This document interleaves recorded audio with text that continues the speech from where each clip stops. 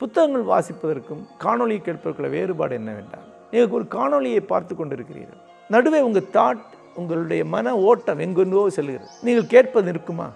நிற்காது. நீங்கள் ஒரு சுற்று பறந்து விட்டு திரும்பி வந்து அந்த காணொலி எங்கே ஓடிக்கொண்டிருக்கிறதோ அங்கே சேர்ந்து கொள்வீர்கள்.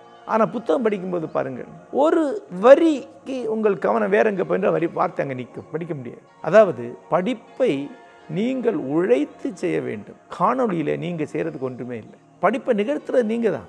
புத்தகம் ஒன்றுமே செய்யறதில்லை. ஆனால் காணொலியில் எல்லாத்தையும் அது செய்யும். நீங்கள் சும்மா அதுக்கு முன்னாடி உட்காந்துருக்கிறீங்க. புத்தகத்திற்கு உழைப்பு தேவை என்பதனால்தான் மிக குறைவான ஆட்கள் படிக்கிறாங்க.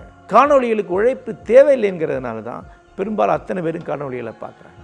ஆனால் நீங்கள் என்ன உழைச்சிங்களோ அது மட்டும்தான் நினைவில் நிற்கும், அது மட்டும்தான் அறிவாக மாறும். நீங்கள் செய்யாதது, நீங்கள் சும்மா இருந்தால் உங்களுக்குள்ளே வந்து அப்படியே அறிவாக தேங்கிட்டு இருக்கவே இருக்க.